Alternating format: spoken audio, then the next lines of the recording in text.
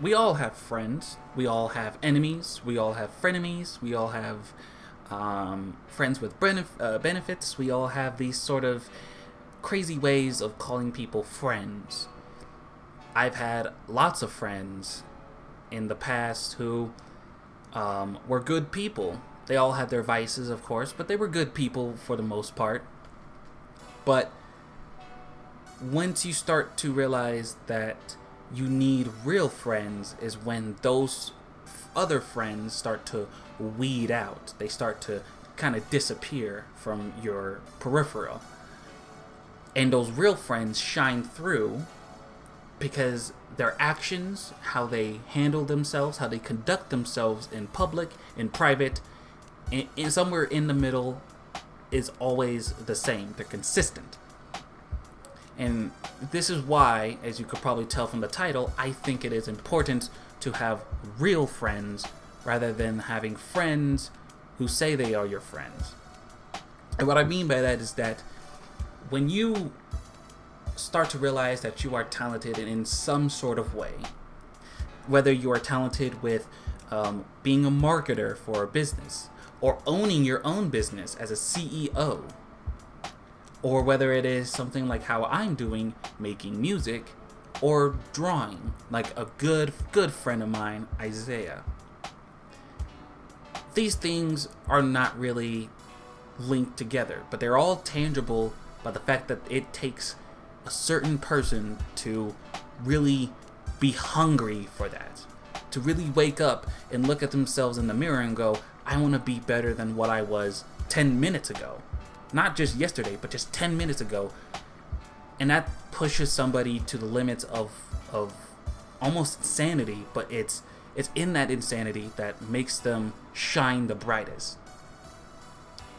But what happens when that brightness gets dimmed by the I don't know if it's just ignorance of those who are hyping you up only for the sheer fact of trying to support you. Now, there's a big difference. Support is trying to help the person grow, trying your best to give them that shoulder to cry on, but it is also a way for them to grow themselves, for them to get better, and to also find peace with their self. If you're always surrounded by people who are always hyping you up, who are always giving you nothing but good feedback on everything you do, there is, and they always give you what you want to hear, then they aren't your real friends. They aren't really anybody to you. Yes, you could possibly meet them at a coffee shop, or maybe you met them in college or whatever, but a real friend will tell you that your music is bad. A real friend will tell you that you shouldn't make this move trying to sign over your rights to this business to this other guy. Your friend will be that little cloud on your parade, but that is a good cloud. Even though it's a bad one at that moment, it's a good cloud because usually your friends have your best interests in mind. Now, there are those who will try to sabotage you and try to ruin your life, but I'm talking about those who don't, and they actually want to help you grow, and they want to help you be better than what you are. Which I've seen this happen first person.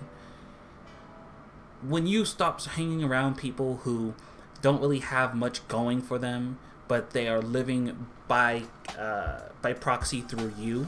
They are always around you, but they're not really offering anything. Those are the people that I'm talking about. But when you start hanging around with people who are working sometimes 2 to 3 jobs, who are trying to get into every art show, trying to get into every business entrepreneur convention, try to get their name out there, or trying to be the best skateboarder, trying to be the best snowboarder, and you hang around with those types of people who are trying to better themselves, then you feel like you're not carrying the weight of the symbiotic relationship of, hey, I'm talented. I know I'm talented. I don't have to ask people that I'm talented. And if they do want to know what my talent is, then I can show them, then maybe they can help me find out how I can be better at this talent. Because no one's the greatest. You're not this walking and living, breathing Jesus when it comes to any type of skill. But over the course of time, you can get to that point of you feel comfortable with your skill. You can show people without feeling like, are they gonna cast doubt against me? Are they going to laugh at me? Everybody has that fear, but when you are comfortable with your own skills, you don't have to explain anything to anybody. Even your friends will know that you are talented, but they will also keep giving you that support to keep pushing you harder than yourself. And sometimes that makes somebody better in the end, because now they understand that the friendship is more than just always giving me good advice, always giving me the good stuff in my life. Now, nowhere am I saying that you need to stop being friends with certain people. Nowhere am I saying that. But you have to pick and kind of choose who you want to hang around with.